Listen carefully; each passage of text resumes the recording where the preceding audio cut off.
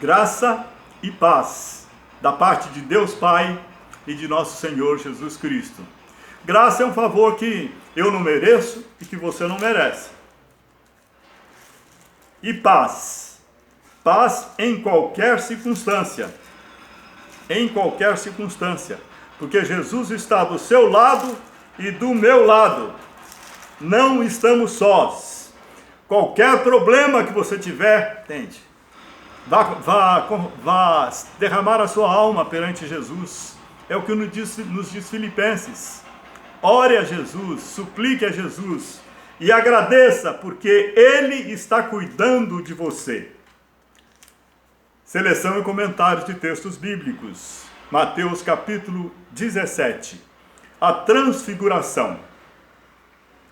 6 dias depois, Jesus tomou consigo Pedro, Tiago e João, irmão de Tiago, e os levou em particular a um alto monte. Ali ele foi transfigurado diante deles. Sua face brilhou como o sol, e suas roupas se tornaram brancas como a luz.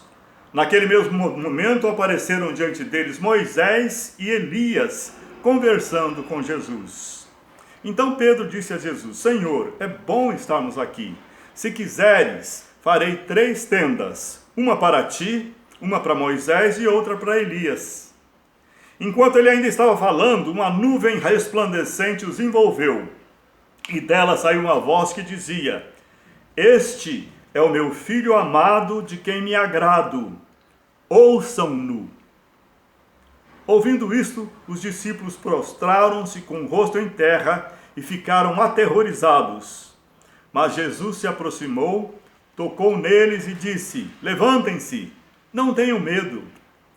Erguendo eles os olhos, não viram mais ninguém a não ser Jesus.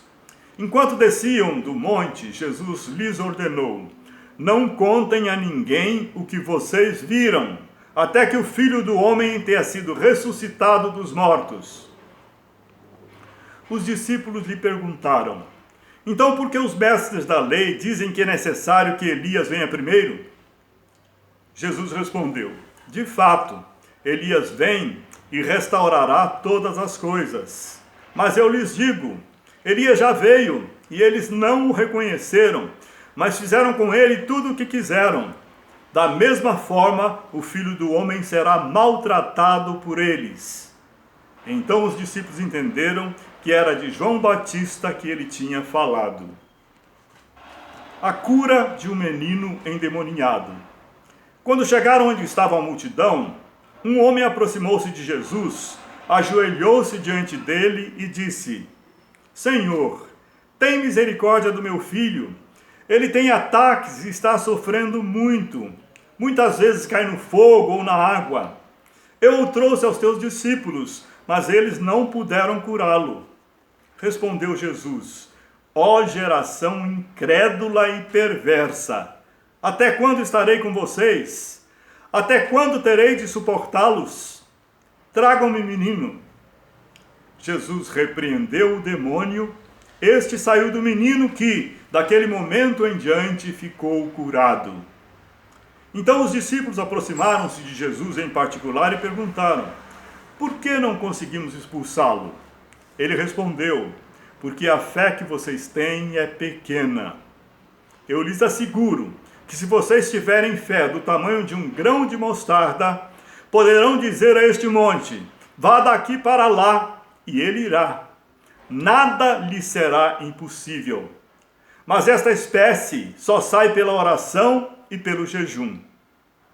Reunindo-se eles na Galileia, Jesus lhes disse: O Filho do Homem será entregue nas mãos dos homens.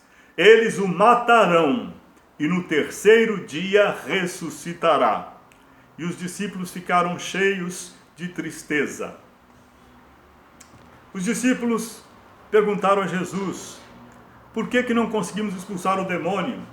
Jesus lhes disse: Porque a fé que vocês têm é muito pequena. Se vocês tiverem fé do tamanho de um grão de mostarda, uma das menores sementes, poderão dizer a este monte: Vá daqui para lá, e ele irá. nada lhe será impossível. A vitória que vence o mundo, meu irmão, minha irmã, é a nossa fé.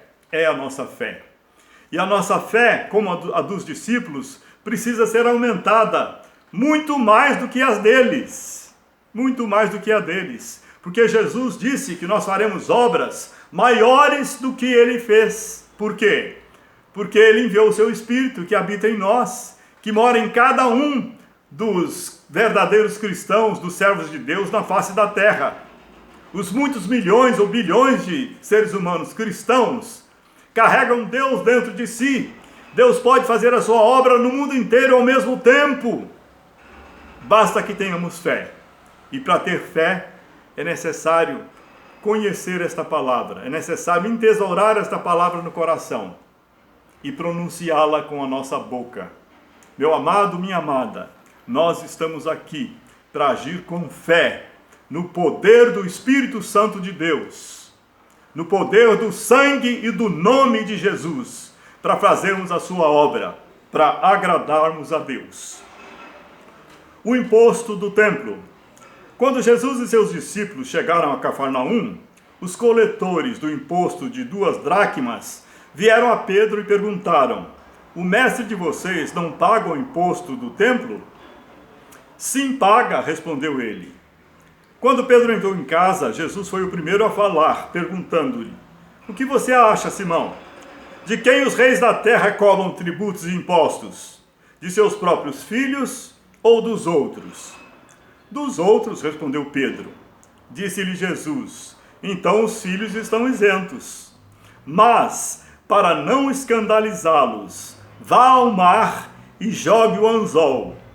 Tire o primeiro peixe que você pegar, abra-lhe a boca e você encontrará uma moeda de 4 dracmas. Pegue-a e entregue-a a eles, para pagar o meu imposto e o seu.